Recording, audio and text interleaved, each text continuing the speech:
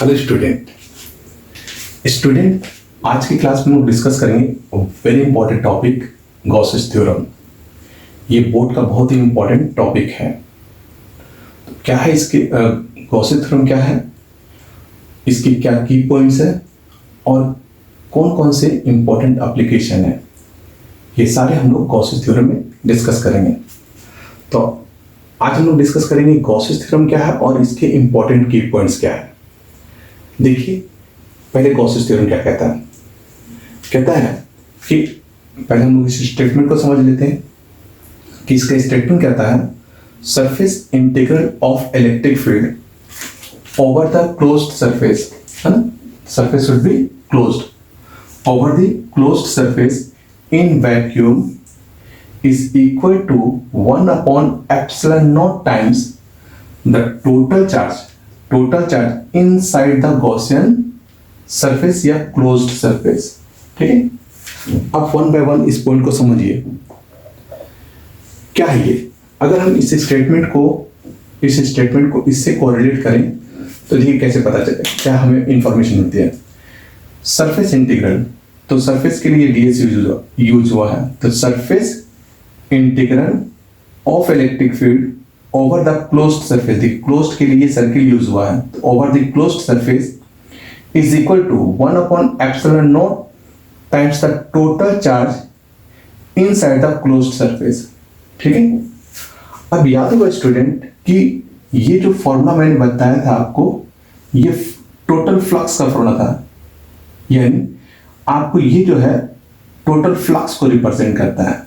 यानी total flux मतलब कि अगर मान लो कि कोई सरफेस, कैसा सरफेस होना चाहिए, सरफेस शुड बी क्लोज्ड।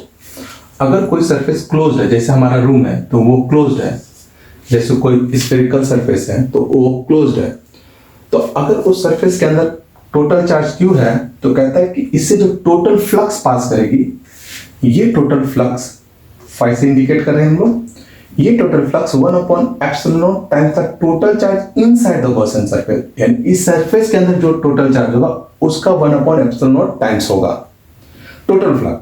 और टोटल फ्लक्स के लिए ही हम लोगों ने ये इंटीग्रेशन का साइन दिया हुआ है।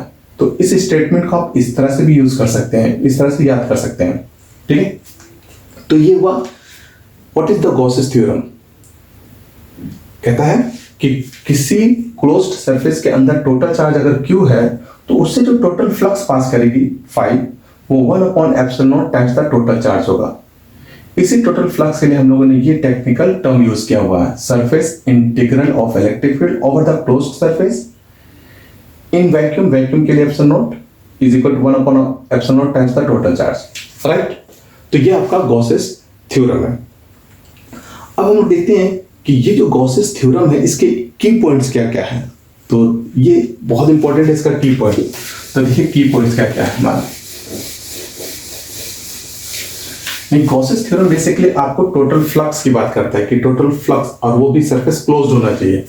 तो जो की पॉइंट्स होंगे हमारे, की पॉइंट्स वो देखिए, पहला पॉइंट है कि जो गॉसियन सरफेस है,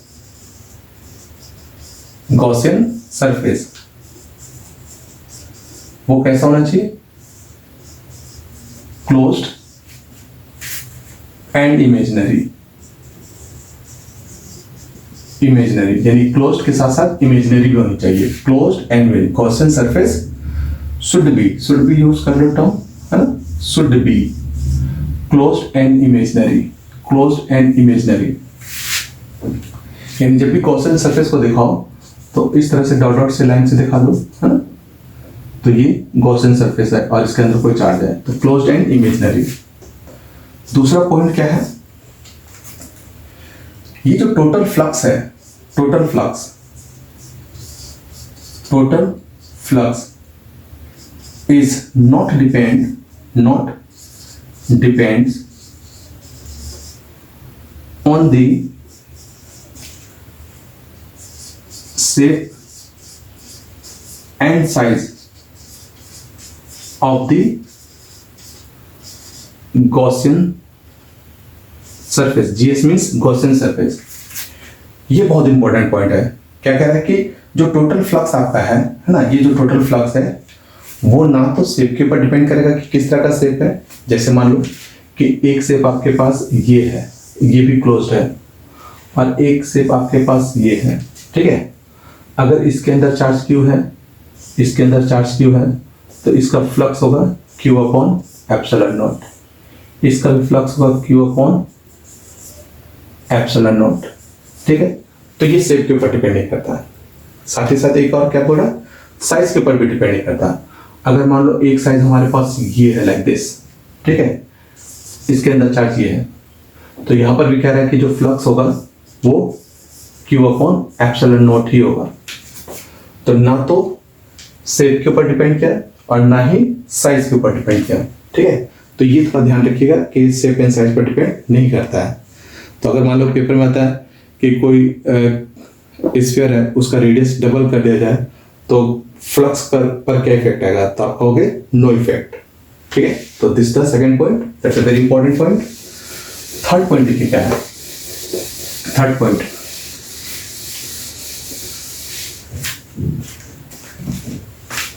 कहता है कि जो चार्ज हम लोग कंसीडर करते हैं वो ऑलवेज इनसाइड द सरफेस होना चाहिए, है ना। Always charge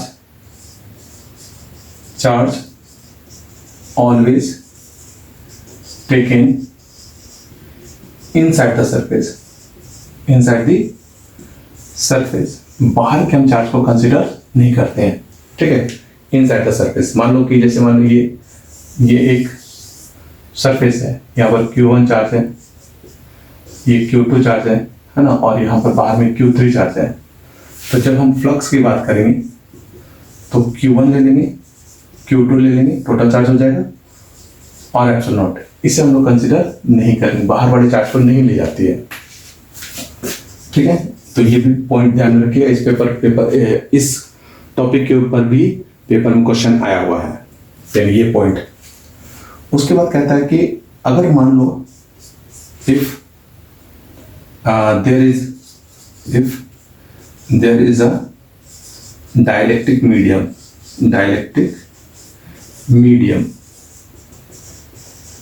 inside the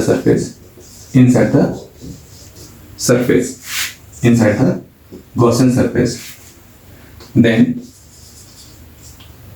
total flux जो होगा, ठीक है, मीडियम के आने के कारण जो टोटल फ्लक्स हो जाएगा, मान लो उस टोटल फ्लक्स को फाइव लिख दीजिए, तो ये हो जाएगा Q अपॉन में एप्सिलॉन m, क्या हो जाएगा Q अपॉन में एप्सिलॉन m, और तब आप इस एप्सिलॉन m को रिप्लेस कर देंगे Q divided by K epsilon not. कैसा है, तो हम लोगों ने रिलेटिव इलेक्ट्रिकल परमिटिविटी में पढ़ा हुआ है, नहीं अगर आपने देखा है तो सबसे पहले इस टॉपिक को जाकर देख लीजिए, रिलेटिव इलेक्ट्रिकल परमिटिविटी। तो वहां पर हमने देखा कि K is equal to epsilon m upon epsilon naught होता है electrical permittivity of medium upon electrical permittivity of vacuum. यहाँ से हमने क्रॉस कर दिया। और आप जानते हो कि जो K है ये डाइलेक्ट्रिक कांस्टेंट है, डाइलेक्ट्रिक कांस्टेंट, ठीक है, और इसकी वैल्यू और K की जो वैल्यू होती है ऑलवेज भी ग्रेटर और इक्वल टू 1 होती है, ठीक है। तो इसका मतलब है कि अगर K की वैल्यू ऑलवेज ग्रेटर देन 1 हुआ तो फ्लक्स की वैल्यू कम हो जाएगी, पहले जितना फ्लक्स था उसका K टाइम्स कम हो जाएगा। अगर K की वैल्यू 5 है तो फ्लक्स की वैल्यू 5 टाइम्स कम हो जाएगी। तो that's another very important points कि शेप साइज पर तो डिपेंड नहीं करता, लेकिन मीडियम पर जरूर डिपेंड करता है, क्योंकि dielectric medium electric field lines को एब्सॉर्ब कर लेती है, तो फ्लक्स की वैल्यू कम हो जाएगी, ठीक है। तो मीडियम पर जरूर डिपेंड करता है, ये ध्यान में रखना है कि ये मीडियम पर डिपेंड करता है। उसका फोर्थ पॉइंट में क्या है, अगर टोटल फ्लक्स Q1 है, total charge Q1, Q2, Q3 up to Qn है, तो flux is equal to Q1 plus Q2 plus Q3 up to Qn divided by epsilon, यानी इन सारे चार्ज को ऐड कर देंगे, ठीक है। ये जो चार्ज है उनको हम लोग ऐड कर देंगे। उसके बाद फिफ्थ पॉइंट है कि अगर मान लो जो आपका टोटल चार्ज है Q वो प्लस में है, तो जो फ्लक्स होगा वो आउटवर्ड हो जाएगा। क्यों? क्योंकि आपको पता है कि अगर प्लस पॉजिटिव है तो फील्ड लाइंस पॉजिटिव से ही तो बाहर की ओर निकलती है, तो आउटवर्ड हो जाएगा। और अगर Q की वैल्यू माइनस में है, Q की वैल्यू माइनस में है, नेगेटिव है, तो फ्लक्स जो होगा वो क्या हो जाएगी? इनवर्ड। और अगर मान लीजिए Q की वैल्यू 0 है ना, टोटल चार्ज जो 0 है, तो नो फ्लक्स, कोई फ्लक्स नहीं पास करेगा। ठीक है, तो हमने ये देखा कि Gaussian surface closed end imaginary होती है। गॉसियन सरफेस का जो चार्ज होता है वो उसके शेप एंड साइज पर डिपेंड करता है। अगर कोई मीडियम आ जाए तो फ्लक्स की वैल्यू k टाइम्स कम हो जाती है। और अगर हम लोग मान लो उसके अंदर नंबर ऑफ चार्जेस हैं तो उन सारे चार्ज को ऐड कर लेते हैं। उसके बाद कि अगर पॉजिटिव है तो फ्लक्स आउटवर्ड होगा, नेगेटिव है तो फ्लक्स इनवर्ड होगा। और अगर मान लो कि टोटल चार्ज उसके अंदर 0 है तो कोई फ्लक्स नहीं होगा। तो टोटल चार्ज 0 होने का मतलब ये हुआ कि जो अंदर में जो टोटल चार्ज है वो हो सकता है कि चार्ज हो लेकिन उसका अलजेब्रिक सम 0 हो जाए। जैसे कि डायपोल है, अगर इलेक्ट्रिक डायपोल प्लेस कर दोगे तो ऑब्वियस होता है कि उसका जो टोटल चार्ज होगा वो 0 हो जाएगा, तो there will be no flux, है ना। तो ये जो की पॉइंट्स है ये स्टूडेंट आपको माइंड में रखना है, क्योंकि अगर आप इस की पॉइंट को माइंड में रखोगे तो डेफिनेटली इससे रिलेटेड क्वेश्चन जो भी पेपर में आएंगे आप उसको आसानी से सॉल्व कर सकते हो। तो आई होप आपको गॉसेस थ्योरम और इसके इंपॉर्टेंट की पॉइंट्स समझ में आ गए। तो मिलते हैं नेक्स्ट क्लास में। Thank you.